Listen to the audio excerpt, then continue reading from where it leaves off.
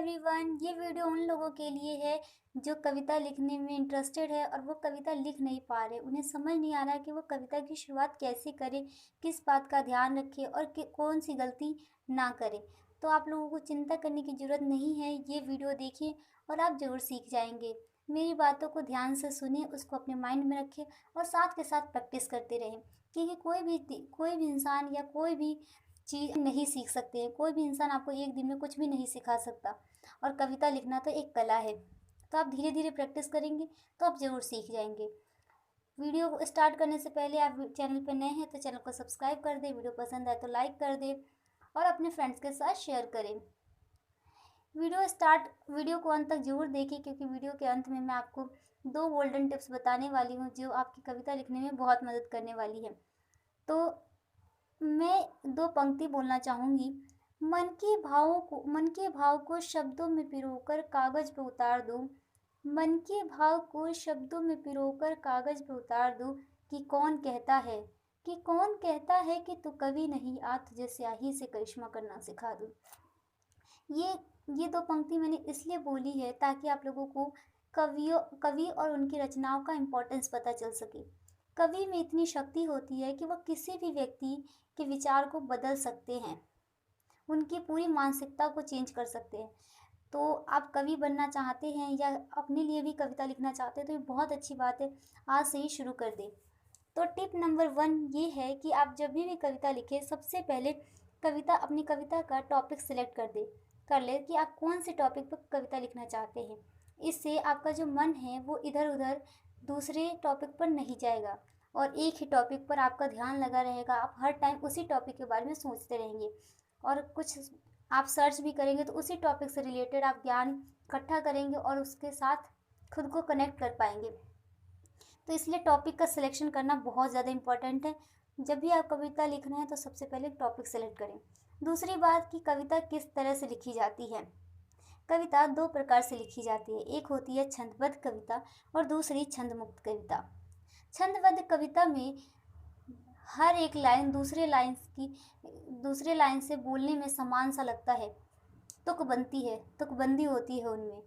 जैसे कि पहले लाइन में खाया आ रहा है तो दूसरी लाइन में सिखाया, पढ़ाया आदि आ सकते हैं और बोलने में वो एक जैसे लगते हैं, उन्हें बोलते हैं छंदबद्ध कविता। और छंद मुक्त कविता में ऐसी कोई प्रतिबंध नहीं होती।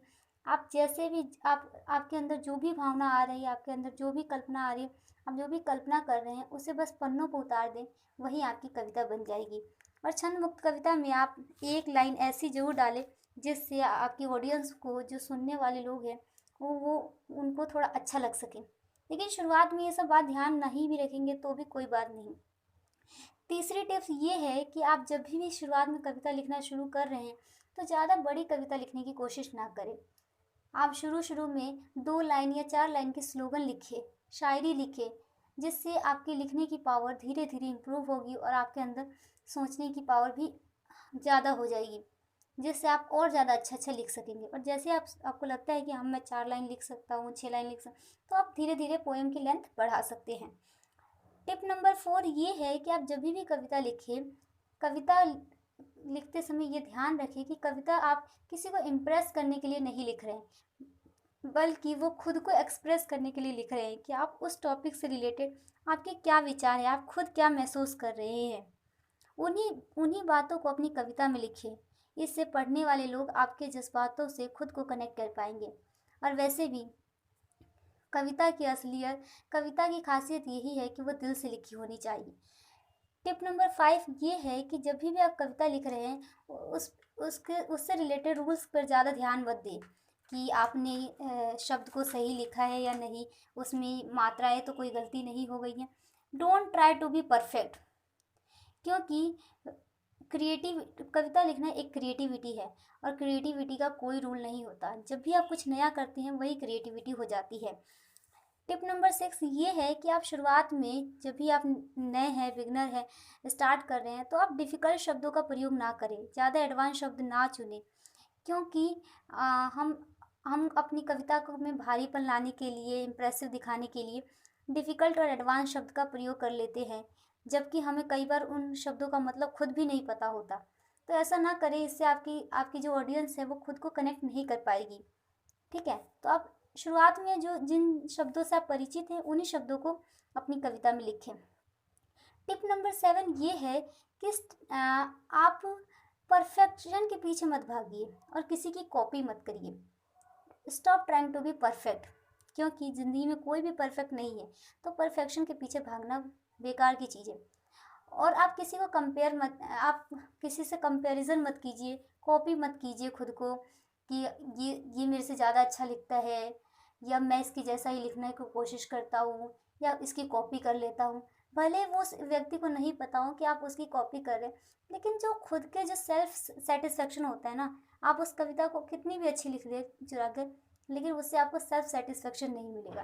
तो इस बात को ध्यान रखिए कि आपको परफेक्शन के पीछे नहीं भागना है, आपको कॉपी नहीं करना है, आपको खुद को कंपेयर नहीं करना है, क्योंकि जब आप कंपेयर करते हैं और खुद को उससे उसके उसके समान नहीं पाते हैं ना, तो आपको डिमोटिवेशन आने लगता है आपके मन में।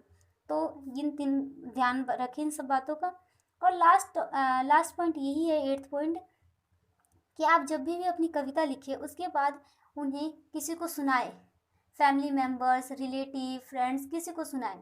बिना ये ध्यान रखे कि हाँ मैंने कुछ गलत लिखा है, कोई मेरा मजाक उड़ाएगा, कुछ भी ध्यान मत दीजिए, क्योंकि उससे कोई मजाक भी उड़ा देगा तो भी आपकी गलती आपको खुद पता चल जाएगी और आप धीरे धीरे महसूस करेंगे कि आप एक अच्छे कवि बन रहे हैं। या आप जब खुद पढ़ के सुनाएंगे तो आप अपनी गलती खुद ही महसूस करेंगे। तो मजाक से बिल्कुल मत डरिए। ध्यान रखिए, एक बात हमेशा याद रखिएगा कि जिस जिस पर इस दुनिया ने हंसा है उसी ने एक दिन इतिहास रचा है। तो मजाक वही लोग उड़ाते हैं जो खुद कुछ नहीं कर पाते हैं।